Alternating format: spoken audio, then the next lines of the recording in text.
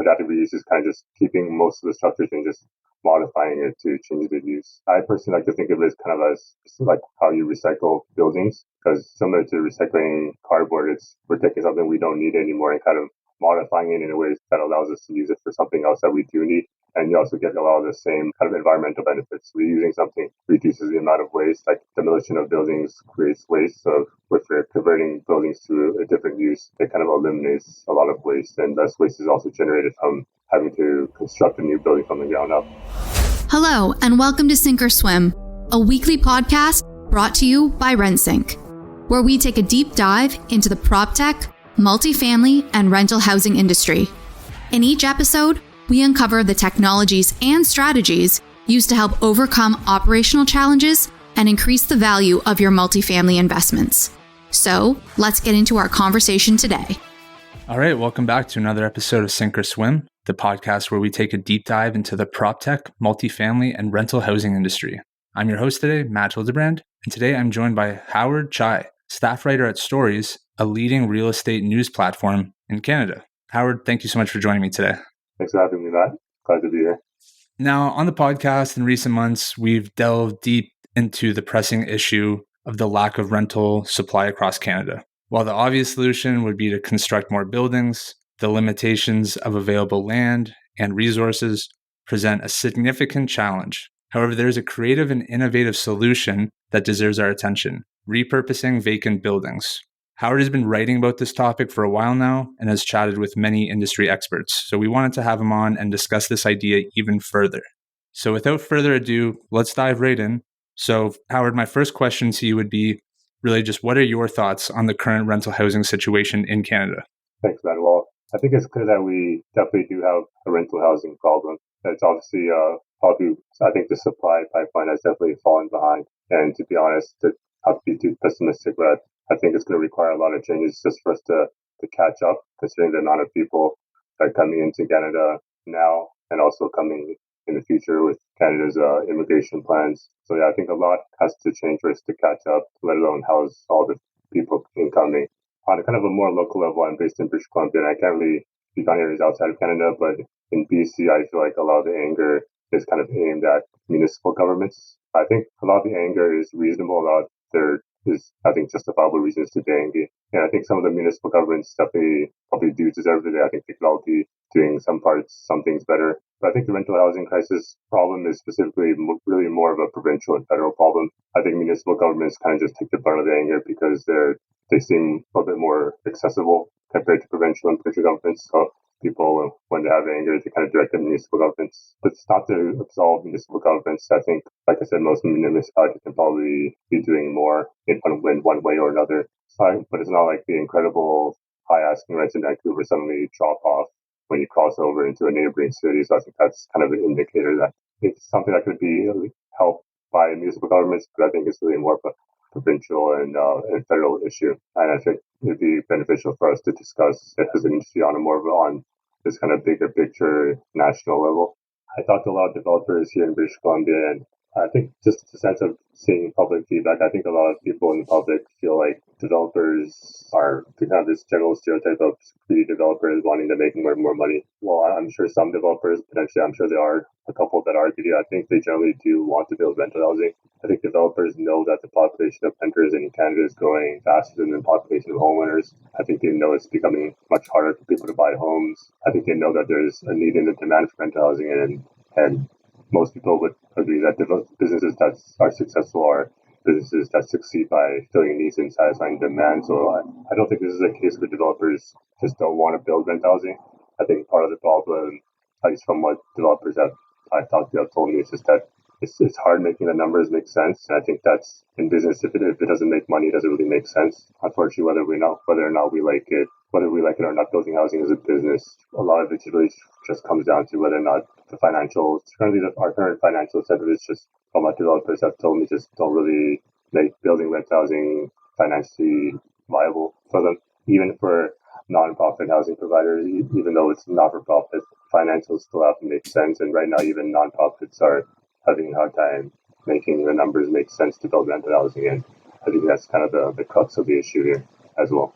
Yeah, I couldn't agree more. Main reason why we've been talking about it on this podcast for many months now. Definitely needs more attention. We said across Canada.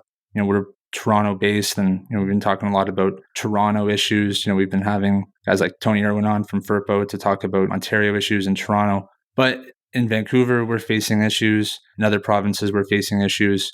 But there are some interesting cities that have been doing a pretty good job at it. So we'll get into those specific cities a little bit later. But as I said off the top, we want to talk about this idea of repurposing vacant buildings. So we've written an article about it. We called it office to residential conversion. But there is another name for it. It's called adaptive reuse. I know you've written about this topic. So can you just provide a little overview of the concept of adaptive reuse and its significance in the context of office to residential conversions?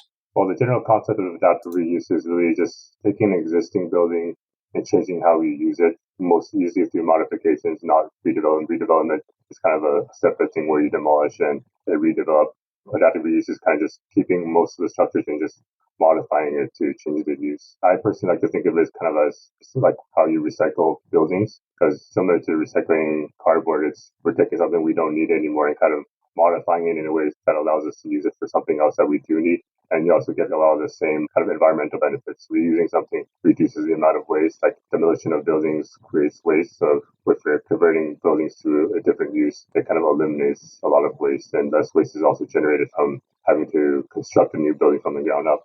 In terms of the office residential conversions, I would say that piece really depends on, it's not really a new concept. It's kind of been around for like decades, really. It just the form of it has kind of changed depending on the needs of the time. So currently, like there used to be examples of industrial spaces being converted into retail space. I believe the distillery district in Toronto is an example of that. And just that nowadays, a lot of cities around the North America really are lacking housing. So the most common form these days is office buildings to apartments and housing. So what would you say are some key factors that are driving the trend of repurposing office space for residential use? I mean, you mentioned it's not a new concept, but we're seeing it more and more in the news every month. So in your opinion, what are some of the key factors driving this? The key factor, kind of the baseline factor, is really definitely obviously the need for housing and how strong that need is. Like I mentioned, a lot of cities in North America are facing a housing crisis and are just trying to come up with different ways to fix the problem, either usually like a multitude of options. And this is just one option. So another factor is obviously whether or not you actually have office vacancies. You can't really convert vacant office buildings if you don't have any to begin with. This is the part that kind of, I would say, took off a little bit during COVID. So when the pandemic hit, the world kind of stumbled onto remote work. And I think it's kind of safe to say that we're probably never going to get back to the pre-pandemic days in terms of the amount of people working in offices. So we have those two, and we have the vacant office space and we have the need for housing. I think a lot of municipal governments are just kind of putting those two things together and saying, they're kind of putting two and two together and seeing that we have obviously just not being used and we need more housing. Then it kind of makes sense to kind of turn that unused office space into housing. And I think that's kind of what we're seeing now. That's kind of the spur of what's sparking a lot of cities to look at this potential solution to the housing crisis. Yeah, you're right about the hybrid work. A lot of companies are definitely sending people back to the office, but a lot of companies are also just adopting the hybrid work or downgrading and getting smaller office space. We're seeing a lot of large empty buildings sitting around major cities, especially Toronto, that on paper seem like a good idea. Now, you mentioned in one of your articles, Adapt or Die, which is a really good article. Everyone should go check it out at STOREYS.com. Really covered this topic quite well. You mentioned how in the States, there's some really, really good use cases of this, and there's a couple in Canada too. But in your research, what specific cities or regions have you seen a high prevalence of office to residential conversions and the success stories happening there? In Canada, it's definitely, I'd say it's Calgary kind of by a long mile. Calgary is definitely leading it in terms of conversions, specifically office to resident conversion in Canada. I think it'd even be fair to say Calgary is one of the leaders on conversions in all of North America, including the States. I know from just researching the States, I know New York created an office conversion task force a few years ago. Last fall, I believe California passed legislation to facilitate office conversions. It's also happening in cities like Seattle and Chicago.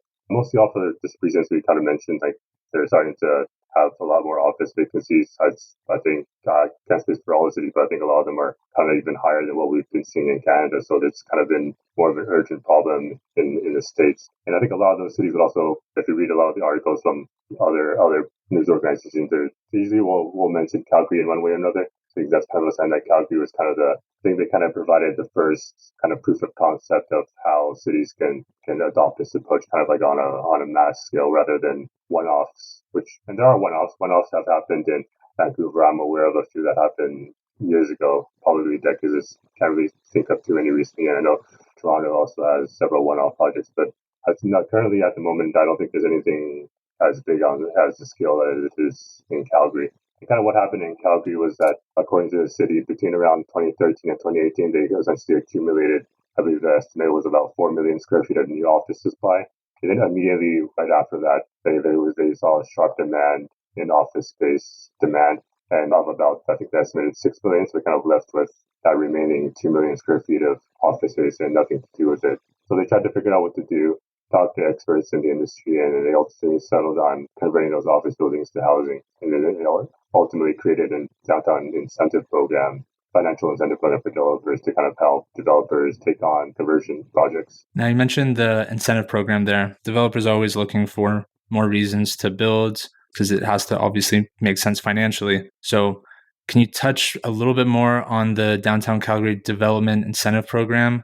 Maybe a couple key points in there and why that's a program that maybe other cities can kind of look at adopting in the future? Yeah, the program in a nutshell is a financial assistance program for developers. Essentially, it's a $75 per square feet of existing office space to be converted. But yeah, that essentially, like you mentioned, it helps developers when they're looking at the pro formas and the financial projects. It helps them make sense. I think the concept is converting office buildings to apartments is definitely sounds pretty cool on paper, but it's not as simple as just going in and converting and then changing the furniture, swapping out furniture and stuff like that. There's a lot of considerations, and a lot of that results in various costs. And then I think in general, from what I've talked to, developers save some money on some aspects of it, but there are some other costs that come with conversions that you don't really get on regular building from the ground up projects. There's usually a gap between the numbers that developers would want it to be ideally and the numbers that it is in reality, and the financial incentives kind of help close that gap, essentially. Like what you hear so far? Make sure you never miss an episode by clicking the subscribe button now. This podcast is made possible by listeners like you. Thank you for your support. Now let's get back to the show. Sounds easy on paper. Empty office building. We need more apartments or rental housing. Why not convert it?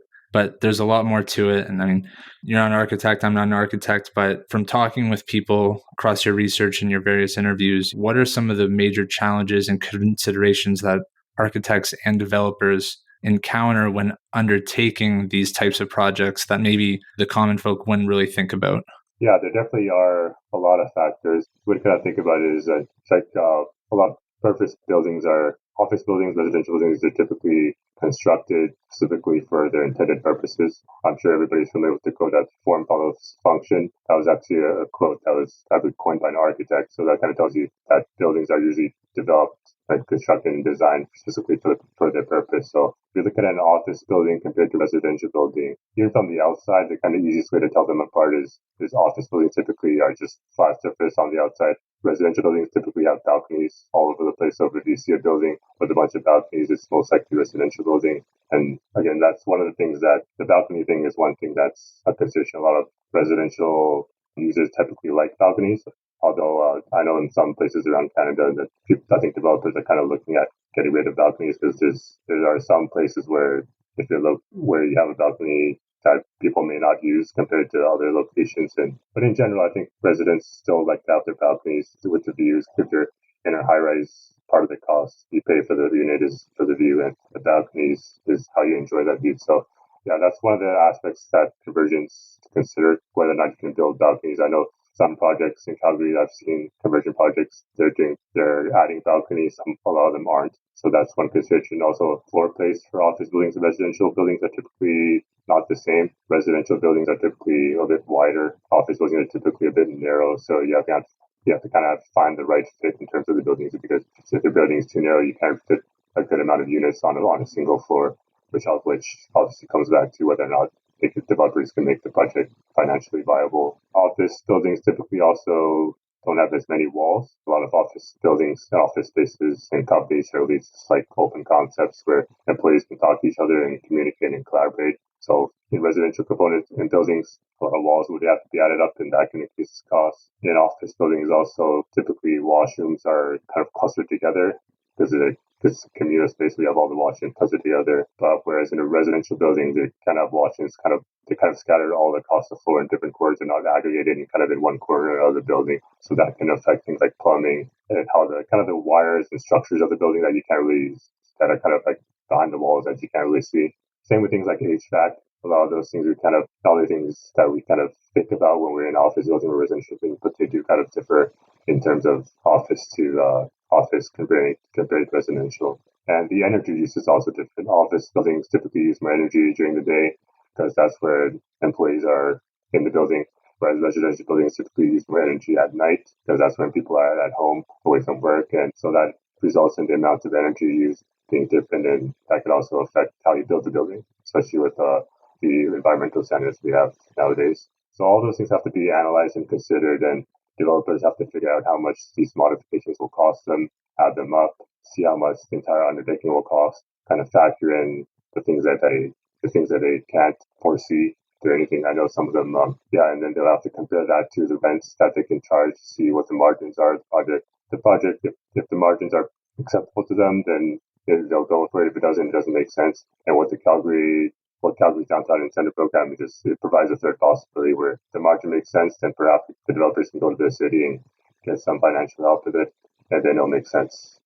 Now, let's say a building makes sense financially and everything's go ahead. Has there, or speaking with anybody in your research, has there been any other outside pushback from the community? We talked about NIMBYs a couple weeks ago. Or is the community mostly accepting of this idea of converting office space to rental housing? I haven't seen too much pushback. The NIMBY thing is definitely an issue around the country, around North America, really. And I think where some developers I've talked to talked about how this converging also kind of bypasses the NIMBY problem because most of the building is kind of already there. So people with NIMBYs are typically opposed to erecting new buildings, especially new high rises. These typical buildings are, by the fact of their conversion, they're already there. So there's nothing really to be opposed for. And I think a lot of people in the cities that are looking at this option are typically cities that are in need of housing. And I think despite whether you're NIMBY or not, I think most people can at least agree on that there is a housing crisis in whatever city you're in. So I think most people, I haven't seen too much pushback about converting office spaces into residential just because office buildings, most typically there's a high number of vacancy in them. So like a lot of them are not really used because kind of going to waste for Calgary does. Some in Calgary, I believe, were just clearly vacant. So it's just making use of something that's underused and not really doing anything for the city and turning it into housing. So I think that I have not seen any pushback from the community, and I don't really expect there to be too much going forward either. I wouldn't think so. It seems like a kind of a win-win for the communities, the developers, and the city if you can get these projects off the ground. Now, spoken about Calgary and how it's kind of leading the charge in this type of office to residential project. Are there some successful examples that you can think of that people can maybe look up and point to as that worked for the community and kind of brought a positive change for developers, immigration, really just trying to move the needle when it comes to building more rental supply? Well, in Calgary, where there is definitely the most conversions, their program didn't really start kicking in until the last couple of years. So I believe construction on some of the projects started last year. So I believe none of them have actually completed construction yet. I believe the first one, called the Cornerstone, is set to complete later this year. Outside of Calgary, there are some like one-off examples I mentioned around the country. I believe in BC we had one called the Electra. I believe that was I want to say in the early aughts. I could be wrong, but that was definitely completed. I believe it's a rental building now. Toronto, I'm aware of a couple of rental projects as well. I'm not sure what stage they are in now. I believe they're also kind of in the process or about to be converted, so not completed yet. But the benefit is definitely just more housing. Like I mentioned, all these cities, in terms of the community benefits, they definitely need housing. Toronto, Vancouver, to be specific. So the biggest benefit is definitely more housing, and going the also important with going with conversion route is just the delivery of housing. Obviously, you're not demolishing and then reconstructing from the ground up. So the projects usually construction will take a lot less time. Like you mentioned, the Cornerstone project, I believe it's that started construction last year and it's going to be completed later this year. So that's less than 2 years. And I believe it's something like 112 residential units, and that'll be coming to market in under 2 years. So that's definitely another benefit. And just kind of like on a more bigger picture community impact, I would say, just kind of the proof of concept that I mentioned. I think what Calgary has done is provided a case for other cities around the country and North America to look at to see how this can be done on a citywide scale, on a big picture scale, rather than just one-offs. And I think it's like a proof of concept. And I think from what I've seen, most cities view it as a positive example. I think it's only going to get more steam and become more popular. And I think it's going to continue to serve as kind of like a beacon and a good example of how it can be done on a city level. Now, I'm wondering why Calgary is leading the charge and not some of the other cities. Would you say that there's a lack of data maybe in these type of projects that are kind of limiting? I know in your article, you reached out to CMHC because in their rapid housing initiative, it specifically includes conversion projects, yet they're really unable to compile data on which units have kind of been created by repurposing. There's not much data out there. Would you say that's kind of a minor issue maybe and why it's not being adopted as much across other major cities? I'd say it's a minor issue. It definitely is an issue. So the article you're referring to was one that I wrote in last year, and that was I was trying to basically the approach that I got was I was trying to look for data about just trying to get a sense of how widely adopted that piece is in Canada. So yeah, like you mentioned, the CMHC includes conversion projects for the Rapid Housing Initiative, which I think a lot of people don't really realize or definitely haven't taken advantage of. And I was kind of stunned that they didn't really have any data about how many projects have basically taken advantage of that. I think they provided a small amount. I think they said there was 2,000 units across Canada that have taken advantage of that, which is not really that much in my opinion. And back in the fall, there also wasn't much data about the amount of buildings around Canada that can really be subjected to convergence, because it's not all buildings that are suitable for convergence. So typically it's just to guys talk about the kind of buildings. Typically office buildings are split into Class AAA buildings, Class A, Class B, Class C type buildings. It's typically what we've been seeing with the conversions is with these kind of Class B and Class C buildings. So usually they're not like the 30-story, 40-story, 50-story office towers. They kind of more of the, especially in Calgary, most of them are around 10 stories or under 20. Part of the reason also is because recently in commercial real estate, I know everybody's talking about the kind of flight to quality. So a lot of companies that want to lure their employees back or lure new hires, they want to move into high quality office spaces. And so those are typically gathered in Class AAA type buildings or Class A office buildings, and oftentimes freeing up Class B and Class C buildings. And so those are the ones that are kind of just left over for potential convergence. Awesome. Well, I think this has really been a good overview of how office to residential conversions can work. Calgary is a beacon for some of the other cities to kind of look towards. Kind of as we wrap up here, you've been writing and interviewing on this topic for a while now. So, in your opinion, how do you see the future of office space and residential conversions evolving in the coming years? Well, I think we do definitely still need more momentum. Like I said, outside of Calgary, I haven't really seen too much action or discussion of it. I think there's a little bit more recently. Commercial broker Jameson Young recently released some data kind of analyzing the amount of buildings across North America that could be potentially suitable for conversions. Their study was fairly broad. So like they just looked at buildings that were constructed before a certain age and a certain floor plate size. So it was like fairly broad, but it was a good starting point. And so I think with that data, people can start kind of analyzing buildings. Part of the problem with analyzing buildings and why it hasn't taken off is a lot of considerations to go into it, like I mentioned, and a lot of that requires you to be on site to analyze the building from head to toe, really. But one thing that has I believe, changed the game is there's this algorithm developed by Stephen Painter, who's an architect at Kensler, who developed an algorithm that can essentially you punch in a bunch of factors of the building, have like things like the floor to window, like a floor to window like kind of ratio, and a bunch of other factors in the building, and kind of spit out a score to tell you how suitable this building is potentially for conversions. That kind of will save developers a lot of time. Obviously, you don't have to go building by building inspecting it, and inspecting it can take weeks just for one building. I talked to a developer in Calgary who's currently converting the Petrofina building in Calgary. They said they took about a month to analyze the building. So imagine having to do that for all the potential buildings that have to be converted. I think that's a big reason why it hasn't taken off. So having an algorithm to kind of cut through that, to kind of do the initial legwork really I think would be very helpful. Hopefully cities that are thinking about this can take advantage of that and kind of think about it more. I think especially in like Toronto and Vancouver, I'm a little bit skeptical about how much it can really take off, because like I mentioned, you can't really convert office buildings into residential apartments if you don't have any vacant office space to begin with. And Toronto and Vancouver has some of the highest office demand in North America.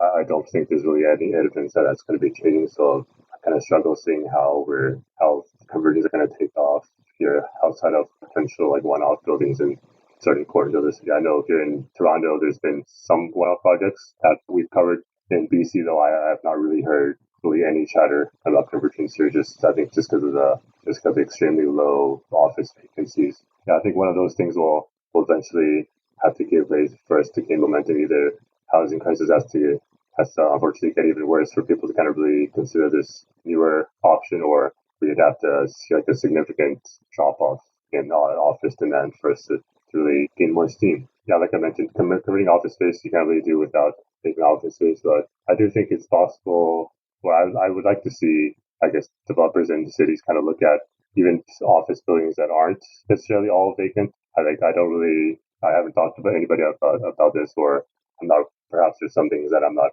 considering, but I feel like it'd be possible for governments to kind of create incentives for companies to kind of move their operations to make them remote, which would free up office buildings. We already have, like you mentioned, the CMHC already has financial incentives for convergence, so that's kind of already in place. So we kind of just need to free up the office space essentially. So I don't see why we couldn't create some incentives around that and kind of get creative to kind of free up office space and then see if convergence can take off and add more housing that we obviously desperately need. Yeah, that's an interesting trend to keep an eye on, is seeing, like you said, not just completely empty office spaces, but slightly full or half full or quarter full. What do we do with that space? And can the government kind of push us towards a model where the companies are incentivized to kind of ditch that space and convert it into residential? Definitely an interesting trend to keep an eye on. If that gains any steam or we see some good examples, I'd love to have you back on and talk about that trend if we see any momentum. But again, just kind of wrapping up here, really appreciate the glimpse into Calgary's model and how an incentive program can really accelerate some office to residential growth and start picking away at the lack of supply that we're facing. So Howard, thank you again for joining us today. Really appreciate it. Thanks, Matt. Happy to talk about the subject. I think it's something cities around North America should be thinking about, and happy to talk about it with you. Awesome. So again, Howard does some great work at STOREYS. Check out his page. He's written a bunch of articles on this topic, one as well on the algorithm he mentioned at the end there. So keep an eye on him. He's keeping up the good work. So again, thanks, Howard, and have a good day, everybody. You've reached the end of another episode of Sink or Swim. Make sure to visit us at rensync.com/podcast to access show notes, key takeaways, and where you can sign up to our newsletter to receive free bonus content. If you found value in this show, please also remember to rate, review, and subscribe. Don't forget to join us next week for another episode. Thanks for listening.